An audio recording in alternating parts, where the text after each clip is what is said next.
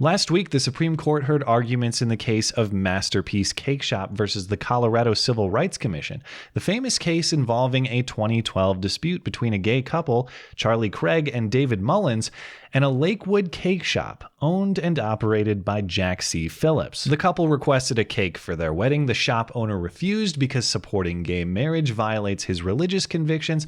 The couple filed discrimination charges with the Colorado Civil Rights Division, alleging a violation of the Colorado Anti-Discrimination Act. The case was appealed all the way to the highest court in the land, and we will finally get an answer. If someone doesn't want to bake you a cake, should he be forced to bake you a cake? By listening to the arguments presented at the court, we can get some insight into how this case will be decided, and we'll do that in a moment. But before we do, I want to explain my thinking on this issue because it's another one of my perspectives that's changed over time. Years ago, I used to be much more on the side of compelling the baker to bake the cake, on the principle that it's wrong to discriminate against people on the basis of arbitrary or immutable characteristics like race or gender, or in this case, sexual orientation. And I still believe that's the wrong business move. If I ran a business, that's a principle on which I'd operate. But after thinking about this issue for a long time, I am now firmly on the side of the baker, on the basis that I don't think the government ought to force anyone to do business with anyone. I think just as consumers are free to pick and choose which businesses to engage with, businesses should be free to pick and choose which consumers to engage with. The basic idea here is that exchanges should be voluntary. Let me explain the philosophical basis. The core question at issue here is who owns your labor and the fruits of your labor. Do you own it autonomously? Or is it some type of communal property? If you believe, as I do, that each individual is the sole owner of his or her labor, then the fruits of that labor should only be exchanged through voluntary transaction, since nobody else has a right to your labor or the products it yields. Nobody should be forced to buy, and nobody should be forced to sell. Any transaction should be a mutually consenting exchange of property. Now, of course, I recognize this theory isn't without its flaws or potentially unfortunate outcomes. What happens in the case of an emergency, where a consumer has an immediate need for a good or a service, and perhaps the sole provider of that good or service refuses to provide? What happens when a business refuses to serve a certain demographic, a certain race, a certain gender, a certain orientation?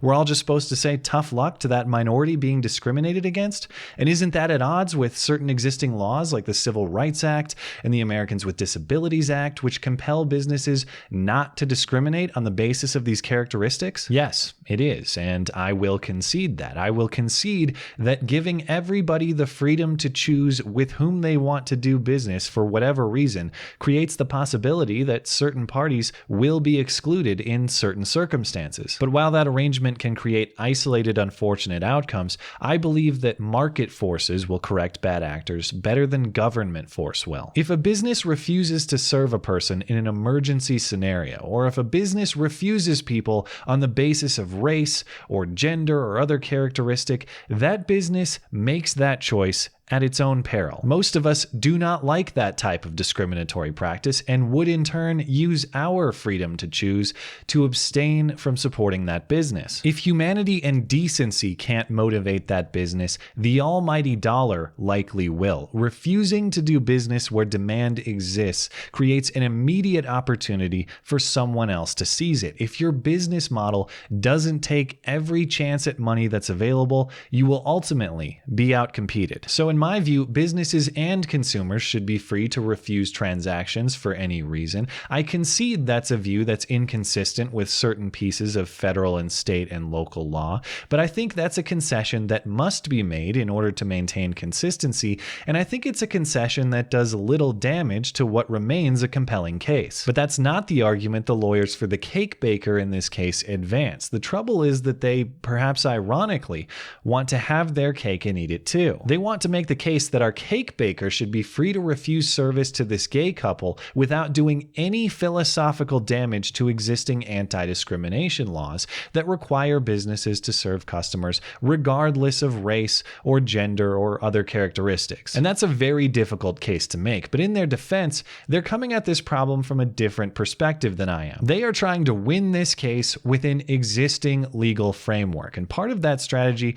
means doing as little damage to existing law and Supreme Court precedent as possible. That is why they navigate this issue so narrowly. I, however, am aiming for philosophical consistency. I want to build a worldview that addresses this issue in broad terms, regardless of the implications it may have for how we've built our legal structure previously. I don't think these lawyers are dumb. They are doing what they must, but circumstance places them before an intellectual obstacle course, and in questioning them, the justices go right at the heart of that difficulty. Justice Breyer asks the baker's lawyers, what is the difference between this baker refusing to serve this gay couple and this baker refusing to serve a black couple? And what reasoning can you offer that doesn't undermine existing laws that protect the hypothetical black couple? Now, the reason we're asking these questions is because obviously we would want some kind of distinction that will not undermine every civil rights law from the year 2, including the African Americans, including the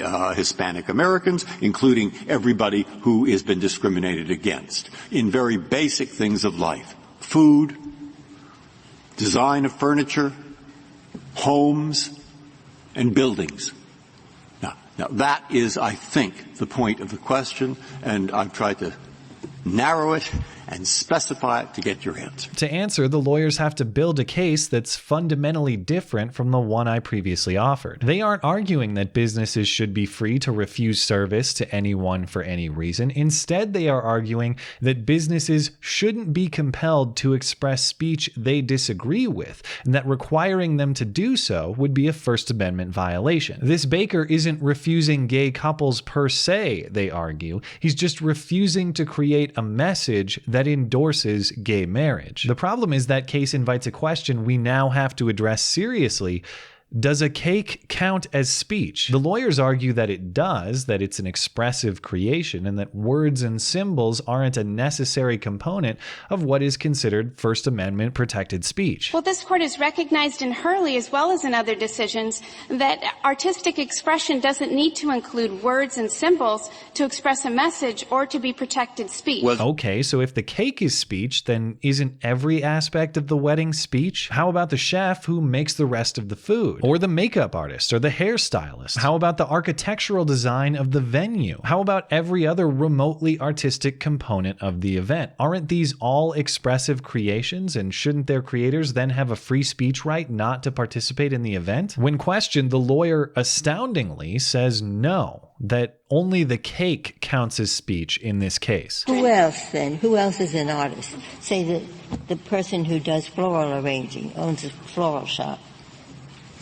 Would that person also be speaking at the wedding? If they are custom design arrangements and they're being forced to create artistic expression, which this court determines is a message. So the jeweler? It would depend on the context, as all free speech cases depend on. What is the jeweler asked to do? The hairstylist? Absolutely not. There's no expression or protected speech in that kind of context. But what it would why is there no speech in creating a wonderful hairdo? Well, it may be artistic, it may be creative, but what the court asks when there's... The makeup artist? No. What the court would ask... It's called an artist, the makeup artist. What did you say about an architectural design? Is that entitled to, not entitled to First Amendment protection because one might say that the primary purpose of the design of a building is to create a place where people can live or work? Precisely. In the context of an architect, generally that would not be protected because buildings are functional, not communicative. You mean an architectural design is not protected? No. Generally speaking, architecture would not be protected. In other words, Mies or Michelangelo or someone is not protected when he creates the Laurentian steps. But this cake baker is protected when he creates the cake without any message on it for a wedding. Now, that really does baffle me, I have to say. To define what counts as speech and what doesn't, the lawyers offer a question of whether the purpose of the work is predominantly art or predominantly utilitarian. And because these cakes are highly stylized and designed to look pretty rather than to taste good, the lawyers argue they count as speech more than as a food product. Oh, no, what I'm saying is if it's the same type of highly sculpted, stylized cake that Mr. Phillips makes, such that, in our view, it crosses the line into speech, then you can't force him to create that any more than you can force the sculptor. What is the line? How would you have this court draw the line? There are a couple of ways a lot of specifics, but I'd appreciate a more abstract general rule that the government suggests. I think there are a couple of ways to draw that line, and this is something that the court has to struggle with in a lot of cases. I think the first way to draw that line is you analogize it to something that everyone regards as traditional art and everyone agrees is protected speech. Like the Jackson Pollock. Exactly. And here you have a cake that is essentially synonymous with a traditional sculpture except for the medium used. But I also think that the Second Circuit's decision in the Master Vincenzo case provides a good and workable standard when you've got something that is part art and part utilitarian. And what the Second Circuit asks is it predominantly art or predominantly utilitarian?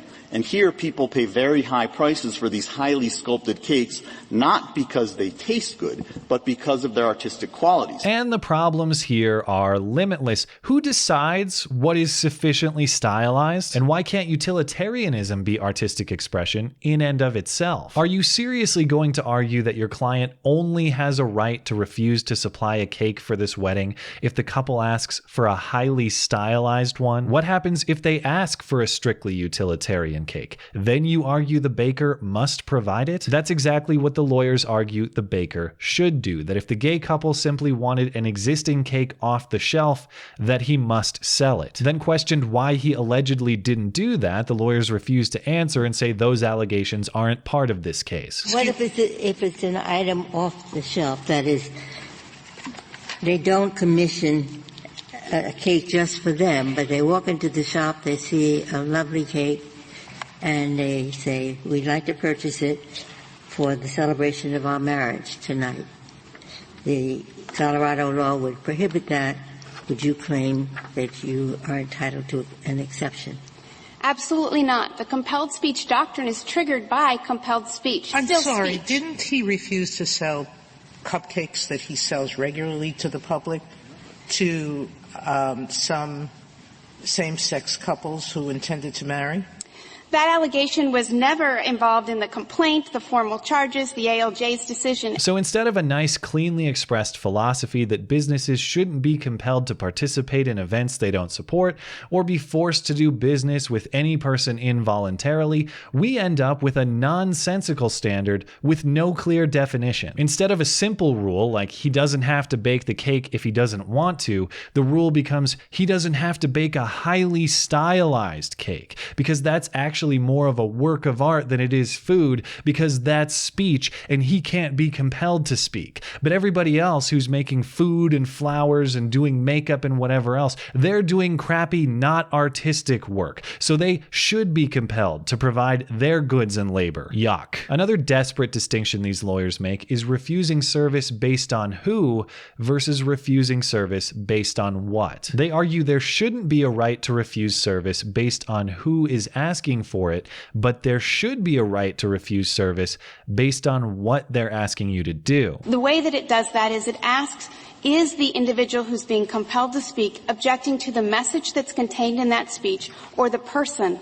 And that's usually a very obvious inquiry. Mr. Phillips is looking at not the who, but the what in these instances. I don't think this distinction is very meaningful, because I don't think it's very clean. I think there's plenty of overlap. Often the quality of what is being produced is determined by the context of who is asking for it. Consider the hypothetical these lawyers offer. A black sculptor asked to craft a cross for the Klan. I don't think you could force the African-American sculptor to sculpt the cross for the Klan service. In that scenario, is the sculptor refusing service based on what he's asked to make, or based on who's asking. I'd speculate that sculptor probably wouldn't have a problem making a cross for the local church, but would have a problem making the exact same cross for the Klan, and that's a decision that has everything to do with who's asking and very little to do with what's asked. It's the exact same product produced for two different contexts, and even though these lawyers advance this hypothetical to support the premise that the sculptor shouldn't be forced to supply the Klan,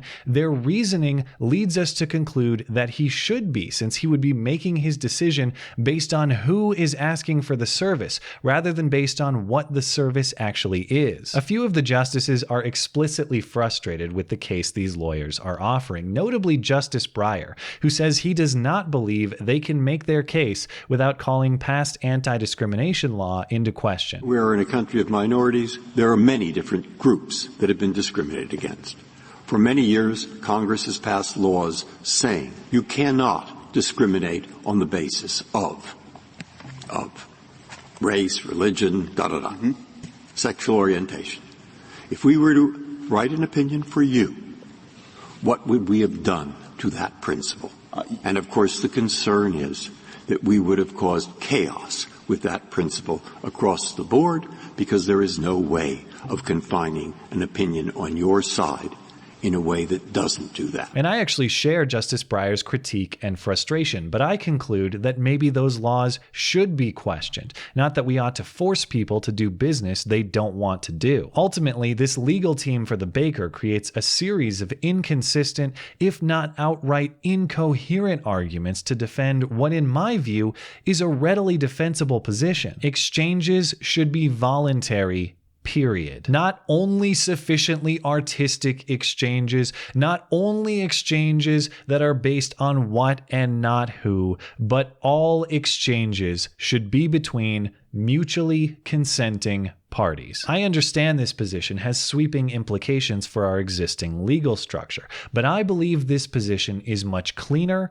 easier, and indeed more morally defensible than the position offered by these lawyers last week. If the court sides with the baker in this case, it'll likely be because they buy the heart of these lawyers' reasoning, not because it's the most philosophically consistent, but because it protects against unconstitutional compelled speech and upholds religious liberty without calling decades of federal law into question. I'll be happy if the court decides in the baker's favor, but not as happy as I would be if both the court and the public agreed that we should all be free to associate and do business as we see fit, with whomever we want, for whatever reasons we decide. And yes, free to face the market consequences of our own poor choices as well.